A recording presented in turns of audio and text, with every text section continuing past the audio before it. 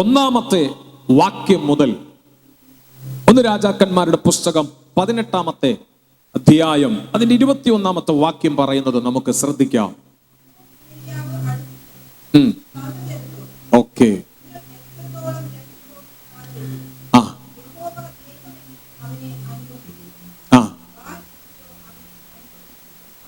മതി. ആഹാബിന്റെ കാലഘട്ടത്തിൽ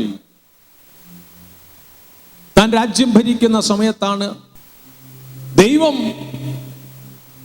ദൈവത്തിന്റെ ജനത്തെ സെപ്പറേറ്റ് ആയിട്ട് ഒരു ഭാഗത്ത് വളർത്തി ഉയർത്തി കൊണ്ടുവരുമ്പോൾ അന്യാരാധനയുടെ ഭയങ്കരമായിരിക്കുന്ന ഒരു വലിയ ചലനം ആ ദേശത്ത് നടക്കുമ്പോൾ ഏലിയാവ് പറയുന്ന ഒരു കാര്യം നിങ്ങൾ ശ്രദ്ധിക്കണം. നിങ്ങൾ എത്രത്തോളം 2 തോണിയിൽ കാൽ വയ്ക്കും? ഇതിനകത്തുണ്ടോ അങ്ങനെയുള്ളവര്?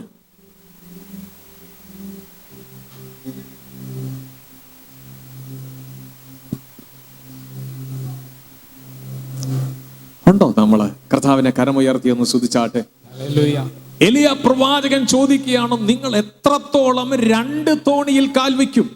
യഹോവ ദൈവമെങ്കിൽ അവനെ അനുഗമിക്കുവീൻ, ബാൽ എങ്കിലോ അവനെ അനുഗമിക്കുവീൻ എന്ന് പറഞ്ഞു. എന്നാൽ ജനം ഒന്നും ഉത്തരം പറഞ്ഞില്ല.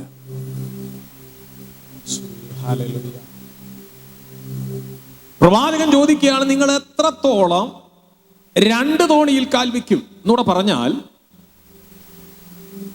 ഈ യഹോവയായ ദൈവമാണ് ദൈവം എന്ന് പറഞ്ഞ് ഈ ദൈവത്തെ ആരാധിക്കുകയും ചെയ്യുന്നു. എന്നാൽ ഈ ദൈവമല്ലാത്ത അന്യാരാധനയുടെ നടുവിൽ ചെന്ന് അവിടെയും എന്ത് ചെയ്യുന്നു? ആരാധിക്കുകയും ഉൾക്കൊള്ളുകയും ചെയ്തു. ഒരു അഡ്ജസ്റ്റ്മെന്റ് പരിപാടിയിൽ ദൈവത്തെ ആരാധിക്കാൻ നിന്നാൽ ദൈവത്തിന് അതിന് പ്രസാദമേ ഇല്ല.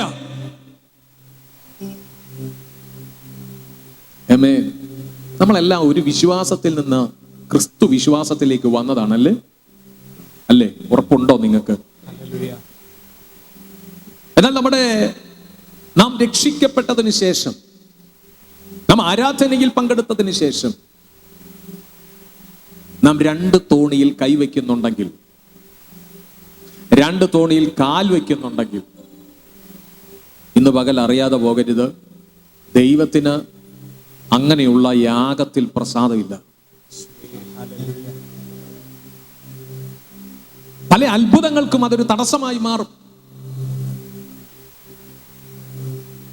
നമ്മളൊന്ന് ശോധന ചെയ്യണമെന്ന്.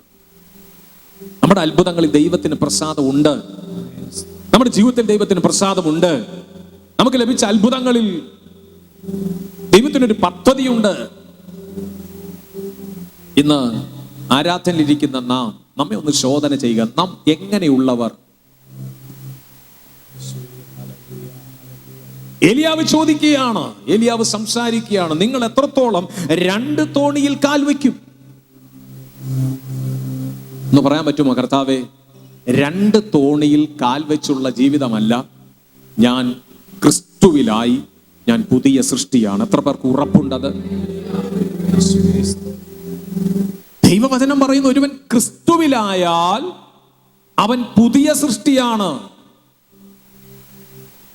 പിന്നെ പറയാണ്, പഴയത് എന്ത് ചെയ്തു? എല്ലാവർക്കും അറിയുന്നില്ലെന്ന് തോന്നുന്നു. എന്ത് ചെയ്തു? പഴയത് കേട്ടില്ല. പഴയത് ശബ്ദം ഉയർത്തി. കഴിഞ്ഞുപോയി. കഴിഞ്ഞു പോയോ? അതോ കൂടെ ഉണ്ടോ? ചിലരെ നോക്കുമ്പോ കൂടെ ഉള്ളതുപോലെ ഒന്നും മിണ്ടുന്നില്ല.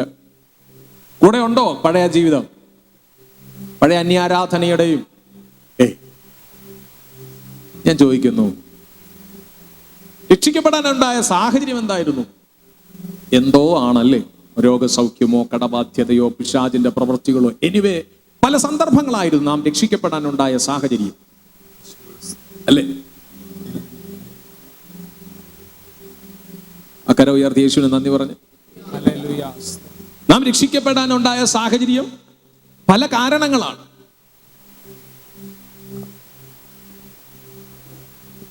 ഹല്ലേലൂയ.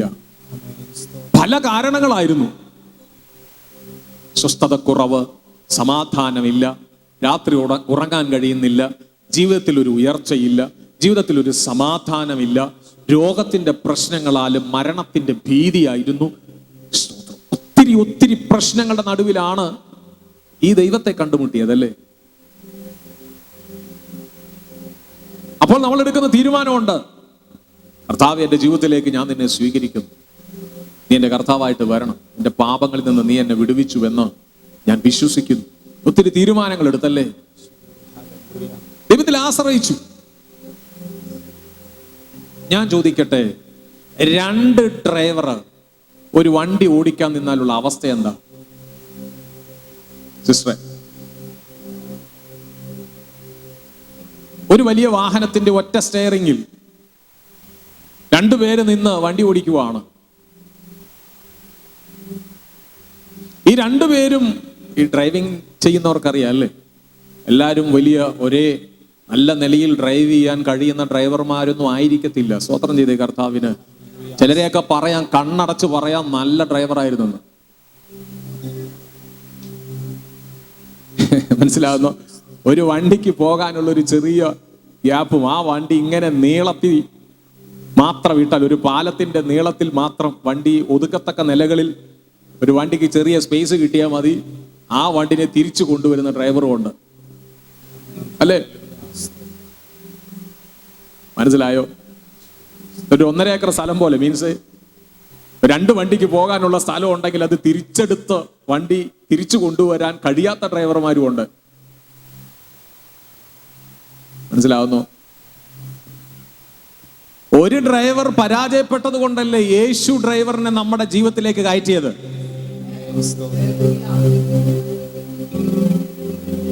അതോ നല്ല ഡ്രൈവർ നമ്മുടെ ജീവിതത്തിൽ ഉണ്ടായിരുന്നു, എനിക്ക് നല്ല ലൈഫുണ്ട്, വിഷയമൊന്നുമില്ല, നന്നായി പോകുന്നു എന്ന് പറയാൻ കഴിഞ്ഞെങ്കിൽ നമുക്ക് ഈ യേശുവിനെ നമ്മുടെ ജീവിതത്തിലേക്ക് കയറ്റേണ്ട വല്ല കാര്യമുണ്ടോ? വേണ്ടുന്നില്ല. ഉണ്ടോ? അപ്പൊ നമുക്ക് മനസ്സിലായി, ഇതുവരെ ഡ്രൈവ് ചെയ്ത് വന്ന സകലമാന ഡ്രൈവർമാരും, മീൻസ് എന്താ, ദൈവങ്ങളാകുന്ന ഡ്രൈവർമാരെ ഞങ്ങൾ എന്ത് ചെയ്തു? ഞങ്ങൾക്ക് വേണ്ടി ഞങ്ങളുടെ ജീവിതം മുൻപോട്ട് കൊണ്ടുപോകാൻ കഴിയാതിരുന്ന അവസ്ഥയിൽ ഇതിനെല്ലാം മാറ്റിയിട്ട് ഒരു പുതിയ ഡ്രൈവറെ ഞങ്ങൾ കണ്ടു ഞങ്ങളുടെ ജീവിതത്തിൽ. അത് ഏതായിരുന്നു? യേശു എന്ന ഏക രക്ഷകൻ. അതുകൊണ്ടല്ലേ നമ്മൾ യേശു നല്ലവൻ, അവൻ വല്ലവൻ എന്നൊക്കെ പാടാൻ കഴിയുന്നത് അല്ലേ? ഈ യേശുവിനെ ജീവിതത്തിലേക്ക് കയറ്റിയിട്ട് വീണ്ടും ഈ പ്രവർത്തിക്കാൻ കഴിയാതെ നമ്മുടെ ജീവിതത്തിൽ ഉണ്ടായിരുന്ന ആദ്യകാല സകലമാനത്തെയും കൂടെ ചേർത്ത് പിടിച്ചിട്ട് നമുക്ക് അതും വേണം ഇതും വേണമെന്ന് പറഞ്ഞു കൊണ്ടുപോകാൻ പറ്റിയാൽ അത് ശരിയായ വിശ്വാസമല്ല. അതിന് പറയുന്ന പേരാണ് 2 തോണിയിൽ കാൽവെക്കുന്ന യാത്ര. നിങ്ങൾക്കറിയാം, 2 തോണിയുണ്ട്. ഒരു തോണിയിൽ ഒരു കാലും അടുത്ത തോണിയിൽ ഒരു കാലും വെച്ചോണ്ട് യാത്ര ചെയ്യുന്ന ഒരാളുടെ സ്ഥിതി എന്തായിരിക്കും?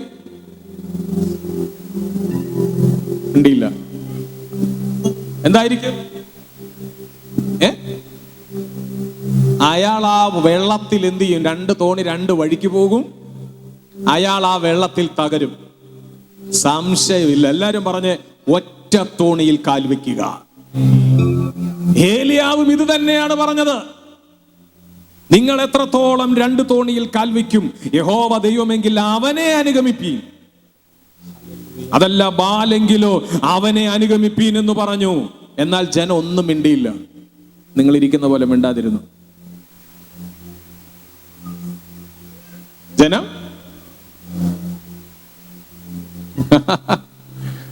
കർത്താവ് നിങ്ങളെ അനുഗ്രഹിക്കും. ആമേൻ.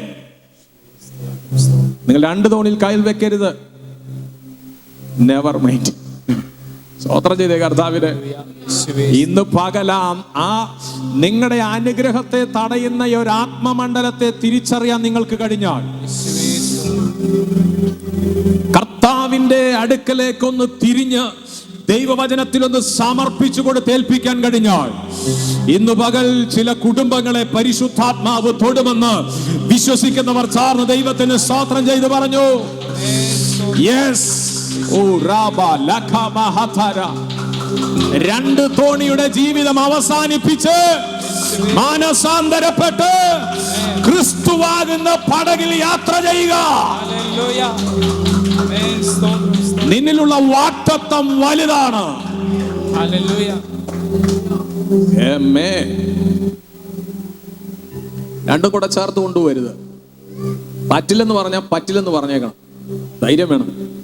എലിയാവ് എന്താ പറഞ്ഞത്? നിങ്ങൾ എത്രത്തോളം രണ്ട് തോണിയിൽ കാൽ വയ്ക്കും?